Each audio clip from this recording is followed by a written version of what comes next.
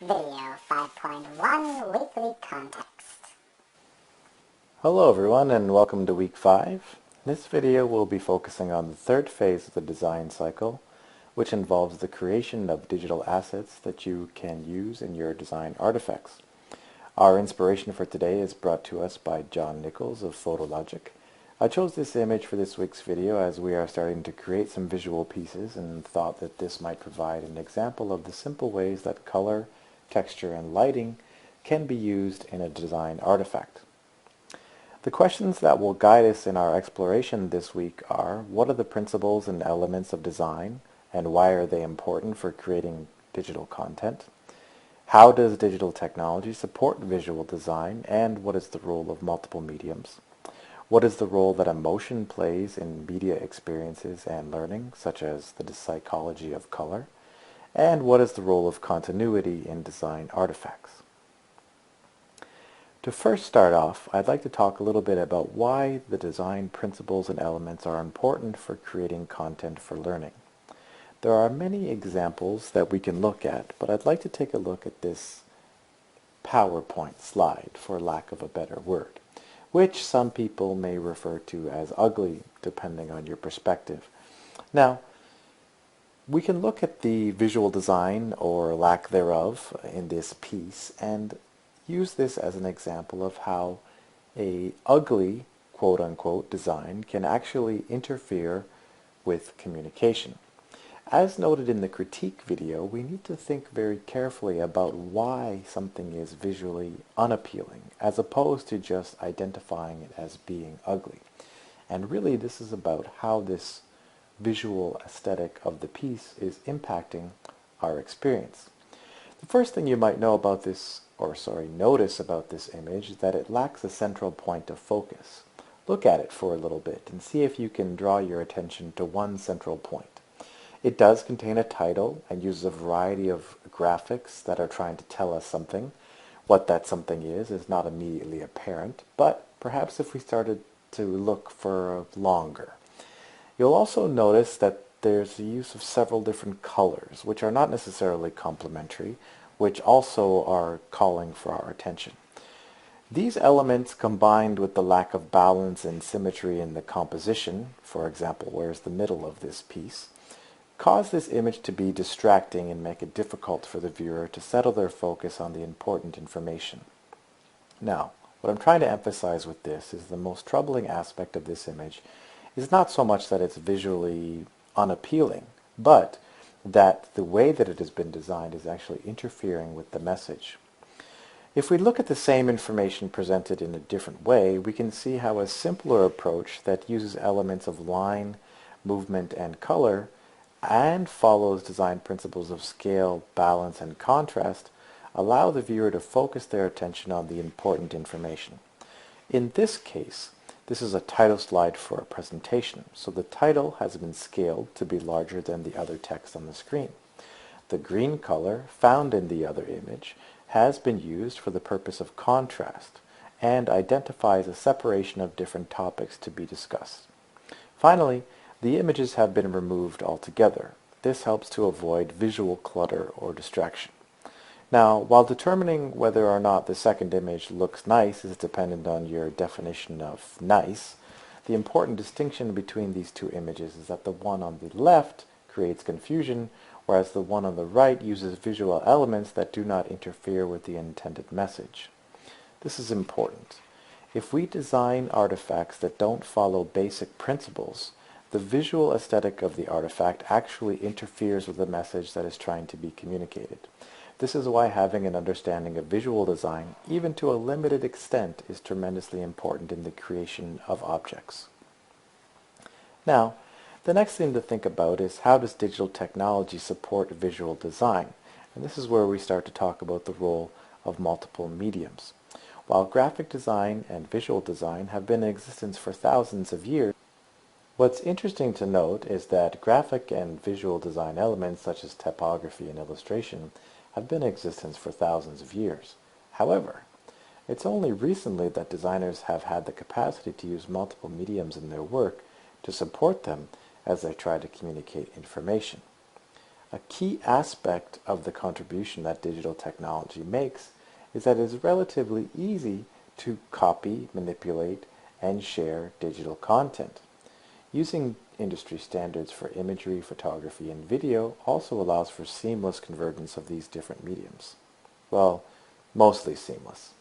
The result of which is that we can now take content, manipulate it, and share it with a greater degree of ease than was previously possible.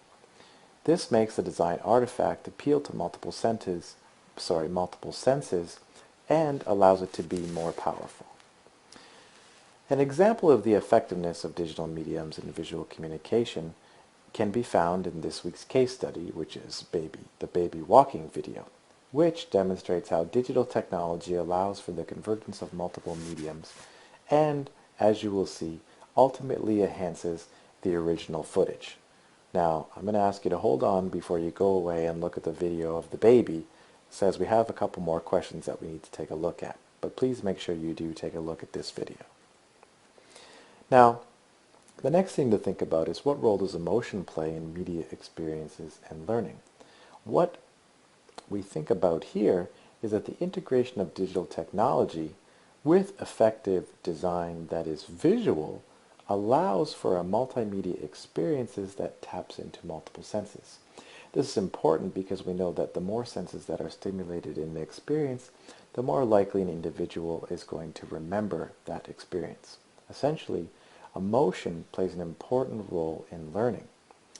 Now, when we think about the designer's primary goal, it's then to create an experience which facilitates the viewer's emotion. This is why elements such as the psychology of color and the connotation of typography, as well as the use of movement, can elicit specific emotions in people. These are the things that we need to take into consideration when creating visual design pieces. Now, if we look at this text as an example, as it is, it's a little bit difficult to identify the point that is being emphasized. It would be a lot worse if we had 1,000 pictures on top of the text. But as it is, we're not really sure exactly what we should be focusing on. Now, what would happen if we added a little bit of color? Not so much. Perhaps it was the wrong color. Let's add a different color. There we go. So with a little bit of color, we've now added an emphasis or a point of focus for the viewer. Now, what if we decided to use a different typography? In this case, we can change from Arial to Trajan Pro, and it provides a greater degree of emphasis.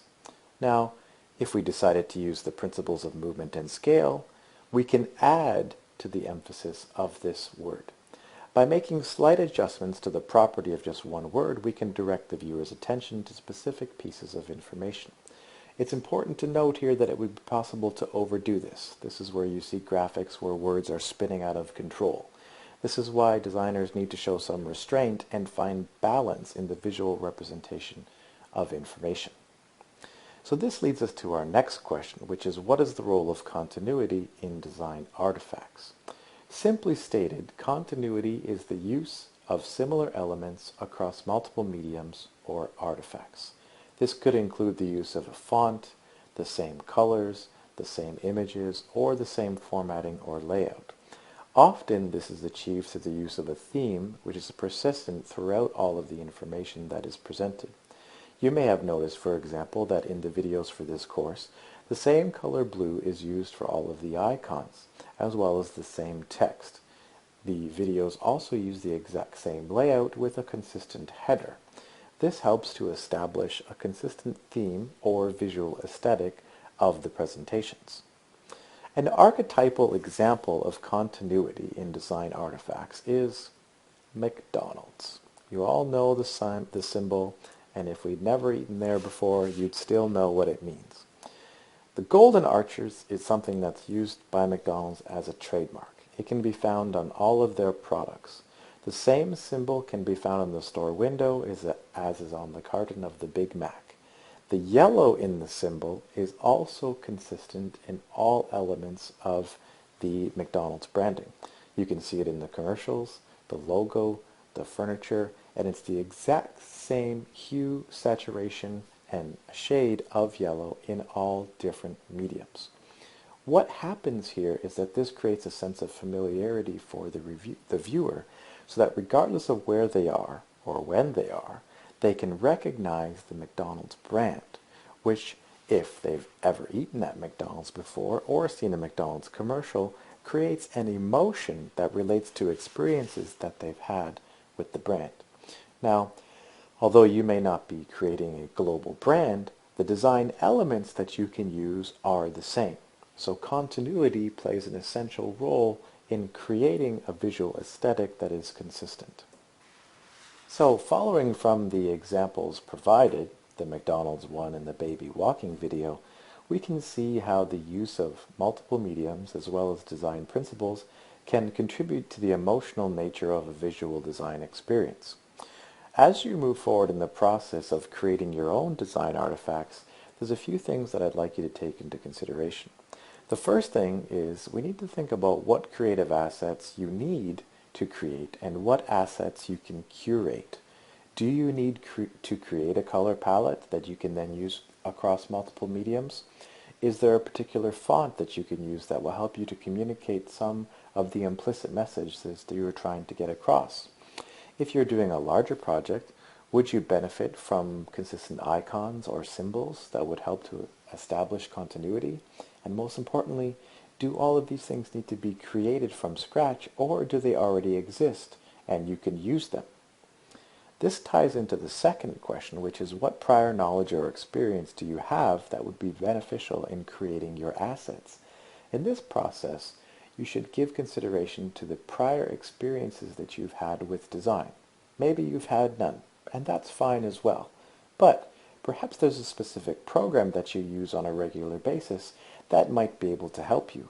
Instead of learning a new program from scratch, it's good to start with what you know and build from there. It's also important to think about what programs you'll need in order to accomplish your design goals. This leads to the next question, which is what knowledge and experience do you need to acquire in order to help you in creating your assets? As noted, there's going to be some things that you already know how to do, but there will be other things that you don't know how to do. So it's likely that in some of your design solutions, you're going to need to learn some things, such as how to use different programs or tools. Now, you don't have to do this all on your own. A second component of this is to identify other people who may already have some of those skills or knowledge that you're trying to acquire and enlist them to help you. The fourth question is a little bit different, but also relatively important when we're thinking about creating design artifacts, and is something that we'll talk more about next week. However, I want to put it on your radar as you move forward. And that is, how does copyright impact your ability to use an asset that somebody else has created? This is important, and it's not something that should be taken lightly. You should familiarize yourself with copyright guidelines in the course resources, and you're encouraged to identify the copyright of any image, brand, font, icon, symbol, etc. that you use in your design work. A key principle here when dealing with copyright is that if you're unsure, don't use it. It's better to avoid making the mistake and perhaps create your assets from scratch if you are not sure of where the assets come from.